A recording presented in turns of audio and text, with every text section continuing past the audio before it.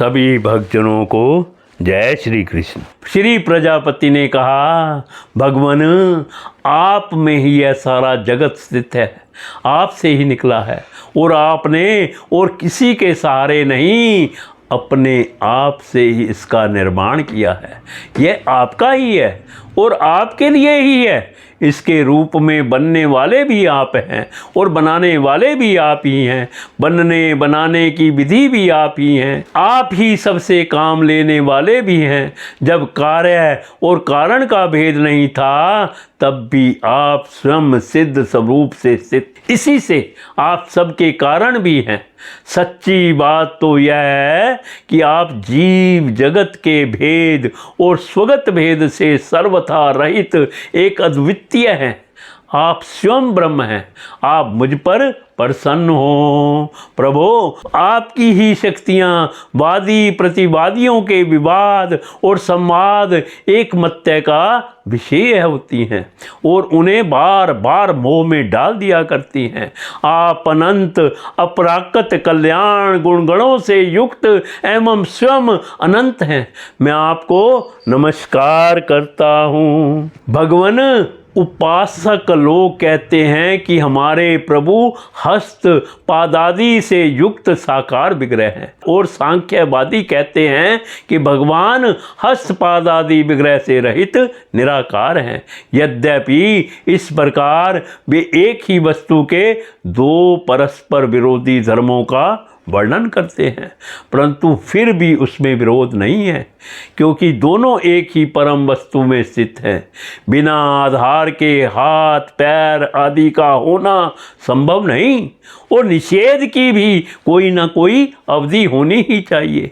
आप वही आधार और निषेध की अवधि हैं, इसलिए आप साकार निराकार दोनों से ही अविरुद्ध संप्रब्रह्म हैं। प्रभो आप अनंत हैं। आपका ना तो कोई प्राकृत नाम है और ना कोई प्राकृत रूप, फिर भी जो आपके चरण कमलों का भजन करते हैं उन पर अनुग्रह करने के लिए आप अनेक रूपों में प्रकट होकर अनेकों लीलाएं करते हैं तथा उन रूपों एवं लीलाओं के अनुसार अनेकों रूप अनेकों नाम धारण कर लेते हैं। परमात्मन आप मुझ पर कृपा प्रसाद कीजिए। लोगों की उपासनाएं प्रायः साधारण कोटि को होती हैं, अतः आप सबके हृदय में रहकर उनकी भावना के अनुसार भिन्न भिन्न देवताओं के प्रतीत होते रहते हैं।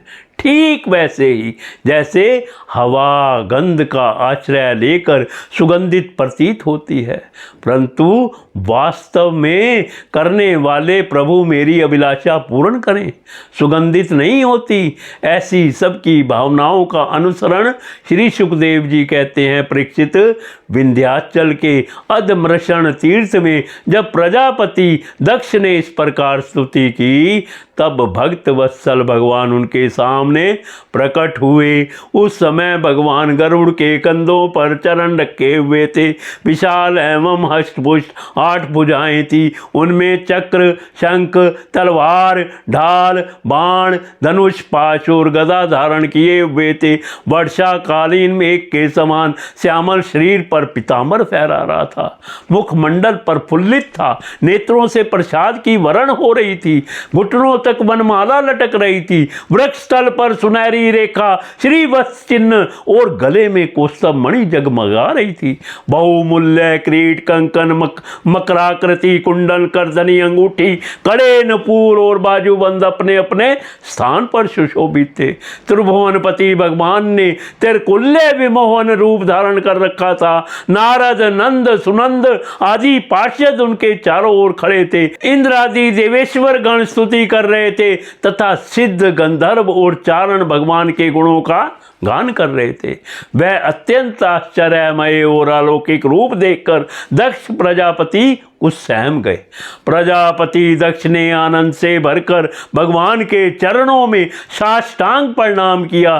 जैसे झरनों के जल से नदियां भर जाती हैं, वैसे ही परमानंद के उद्रेक से उनकी एक एक इंद्री भर गई और आनंद परवश हो जाने के कारण वे कुछ भी बोल ना सके। परीक्षित, प्रजापति दक्ष अत्यंत नम्रता से झुककर भगवान के सामने खड़े हो गए। भगवान सबके हृदय की बात जानते ही हैं। उन्होंने दक्ष प्रजापति की भक्ति और प्रजावृद्धि की कामना देखकर उनसे यूं कहा।